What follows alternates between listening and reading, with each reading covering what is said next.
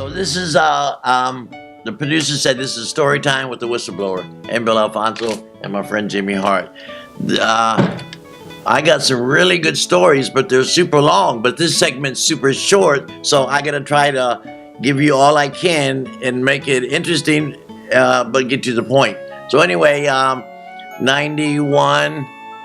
I hooked up with Giant Gonzalez, the tallest athlete on the planet at that time. They built him as 8 foot. He was pretty damn close. So that was for Ted Turner. And we had traveled the world I was with him 3 years, but first 2 years was pretty cool because we were getting sent all over to Japan and movie sets and ball games. And so it was really cool to work with the tallest athlete on the planet at that time. So a short story is we got to be really good friends, and I was like his buffer. We traveled together. He would only fit in a Cadillac. He was so big. So we drove Cadillacs for 3 years every day, which was pretty cool. And we'd always stay at a nice hotel. Marriott's were our choice. And the road is brutal. It's really hard, especially on this guy. He was so big. And so I was his guy. I was his personal assistant. I was like his manager.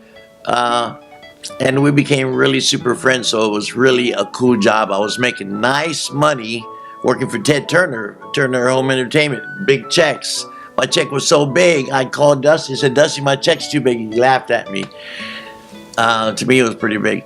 But so I would get him, we'd travel and he'd call me up. We'd go to lunch, dinner, breakfast, do it all. So he called me one night. He says, Fonzie, can you go give me a couple hamburgers? That was usual. Whatever he wanted. Salads, 3 o'clock in the morning. It was a 24, 7-day-a-week job. But it was great. And we were doing all kind of stuff, man. The Starcades, working with Dusty.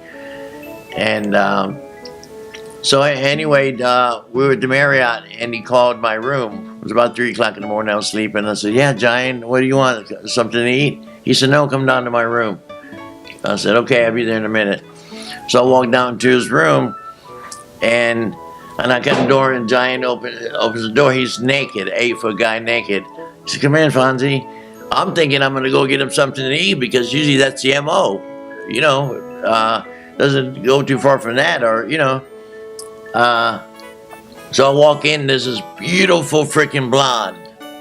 The girls liked the Giant. He was just big. He wasn't like had the Giant disease look he had. He wasn't drawn out. He was but he was proportioned really cool.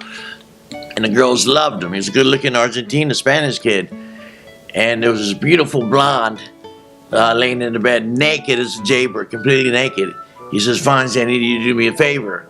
I said, well, brother, I'll do anything. He says, look, I'm so big that I can't have sex with that girl. He says, what I want you to do is, can you fuck with her a little bit, get her lubricated for me, and then leave. I said, no shit.